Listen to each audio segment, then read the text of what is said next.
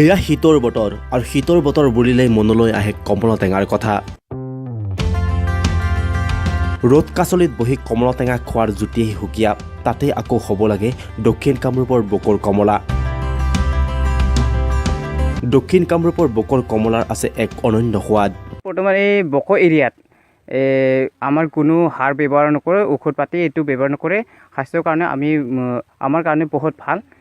যেনিবা এইটো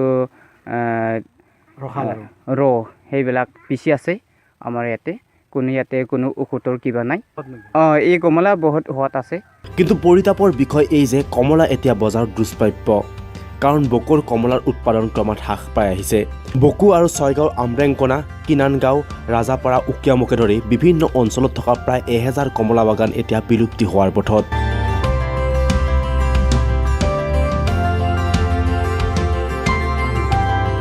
প্ৰতি বছৰে মৃত্যু হৈ আহিছে শতাধিক কমলা টেঙাৰ গছ। জংঘল মৰা কীটনাশক ছটিওৱাৰ ফলত ৰাসায়নিক বিক্ৰিয়া হৈও ইতিমধ্যে মৃত্যু হৈছে কমলা গছ।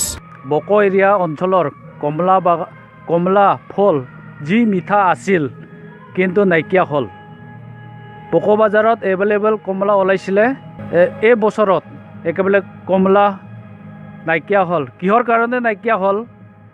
বুন মৰা ঔষধ এগ্ৰিকালচাৰ ডিপাৰ্টমেণ্টে যে ইউজ কৰে আৰু পাব্লিকো ইউজ কৰিছে বুন মৰা ঔষধটো, তাৰ পৰা কমলা লাহে লাহে কমিব ধৰিল আৰু কমলা উপাৰ্জনো লাহে লাহে কমাব ধৰিল।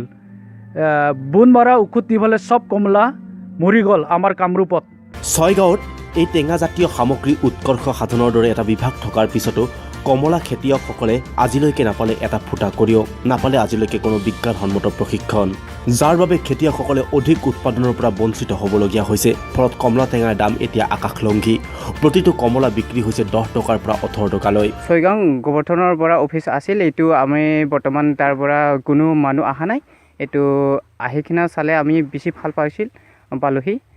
ইহঁতে বৰ্তমান এতিয়ালৈকে আহি পোৱা নাই আৰু আমাৰ ওচৰলৈ। সময় থাকোঁতে যদি চৰকাৰ তথা খেতিয়কসকলে উচিত পদক্ষেপ নলয়, তেতিয়াহ'লে দক্ষিণ কামৰূপৰ বকো আৰু ছয়গাঁৱৰ সুস্বাদু কমলা চিৰদিনৰ বাবে নোহোৱা হৈ পৰিব।